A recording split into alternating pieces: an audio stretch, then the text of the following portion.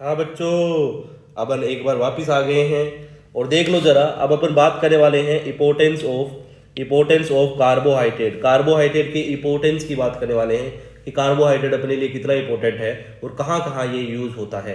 तो ये पॉइंट कुछ दे रखे हैं एनसीईआरटी में, जो मैंने यहाँ पर सीधे लिख रखे हैं, उनकी बातें कर लेंगे। इसके अलावा भी बहुत जगह यूज़ होता है कार्बोहाइड्रेट, तो मेजरली तो ये दे रखे हैं, वही पॉइंट की पर बात कर लेते हैं। तो essential for both plant and animal. तो कार्बोहाइड्रेट दोनों के लिए एसेंशियल रहता है, क्योंकि दोनों के लिए फूड चाहिए होता है भाई। प्लांट को भी फूड चाहिए होता है, ठीक है ना, और एनिमल को भी फूड चाहिए होता है, तो दोनों के लिए भी एसेंशियल होता है कार्बोहाइड्रेट। ये फूड प्रोवाइड करता है, ठीक है ना। तो लिविंग ऑर्गेनिज्म जितने भी होते हैं उनको कार्बन चाहिए, कार्बोहाइड्रेट चाहिए। तो essential of both plant and animal. Cell wall of bacteria and plant is made up by cellulose. Cellulose की स्पेलिंग थोड़ा ढंग से लिख लेना, तो ये प्रिंटिंग मिस्टेक है थोड़ा सा। तो यहाँ पर अच्छे से मैं बता देता हूँ कि जो सेल वॉल होती है बैक्टीरिया की और प्लांट की, वो किससे बनती है? सेलुलोज से। और सेलुलोज फिर से क्या होता है? कार्बोहाइड्रेट होता है बच्चों, ठीक है ना। Carbohydrate are use as a storage molecule in starch in plant and glycogen in animal. देखो, स्टार्च क्या होता है? कार्बोहाइड्रेट होता है, ठीक है ना। और ऐसे ही ग्लाइकोजन क्या होता है बच्चों? ये भी क्या होता है? कार्बोहाइड्रेट होता है। ये दोनों स्टोरेज फूड होते हैं, किसके? एनिमल और प्लांट के लिए। तो यहाँ पर स्टोरेज फूड की तरह भी काम किया जा रहा है इसका, मतलब कार्बोहाइड्रेट का। सेल वॉल बनाने में भी बैक्टीरिया और प्लांट की, इसमें भी यूज़ किया जा रहा है। प्लांट इसको खुद भोजन के रूप में यूज़ कर रहा है, एज ए फूड के रूप में इसका यूज़ कर रहा है। जो हनी होता है ना, हनी, ये भी किसका बना होता है? सुक्रोज का बना होता है, मीठा होता है। तो हनी होता है, ये हनी सिंह नहीं है भाई, ठीक है ना। तो honey has been use as a long time as an instant source of energy. देखो, हनी को माना जाता है इंस्टेंट सोर्स ऑफ एनर्जी। ऐसा माना जाता है कि जो वेद होते हैं ना, वेद इन आयुर्वेदिक सिस्टम ऑफ मेडिसिन, जो आयुर्वेदिक वेद होते हैं ना, वेद, जो पुराने टाइम के जो वेद ज्ञाता थे, वेद थे, वो ऐसा मानते थे कि जो ये शहद होता है, हनी होता है, वो इंस्टेंट सोर्स की तरह काम करता है। ग्लूकोज मतलब इंस्टेंट एनर्जी सोर्स के रूप में काम करता है, ठीक है ना। पर आजकल तुम्हें पता है ना, मॉडर्न जो मेडिकल साइंस होती है वो किसको मानती है? ग्लूकोन डी को इंस्टेंट एनर्जी सोर्स मानती है। समझ रहे मेरी बात को? तो ये इंपॉर्टेंट बात यहाँ पर बदल जाती है, यहाँ पर बच्चों बदल जाती है थोड़ी सी, है ना। मेरे हिसाब से तुम समझ पा रहे होंगे।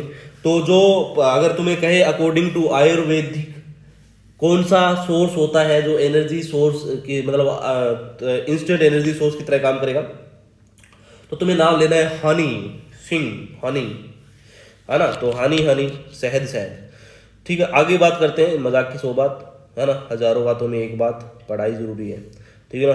तो अब अपन बात करते हैं आगे की side, next use of cellulose in formation of would. मतलब लकड़ी बनाने में भी सेलुलोज का यूज किया जाता है। और सेलुलोज बनाने के लिए, सेलुलोज क्या होता है? खुद कार्बोहाइड्रेट होता है, ठीक है ना।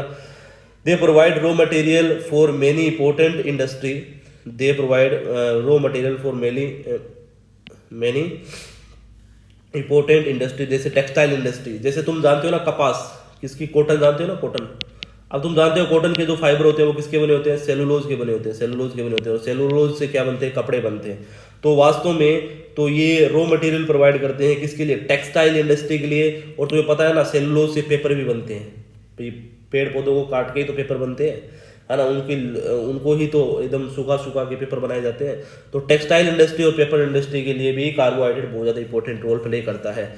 टू एल्डोपेंटोज। देखो, एल्डोपेंटोज मतलब एल्डिहाइड होगा और पेंटोज मतलब 5 कार्बन रहेंगे।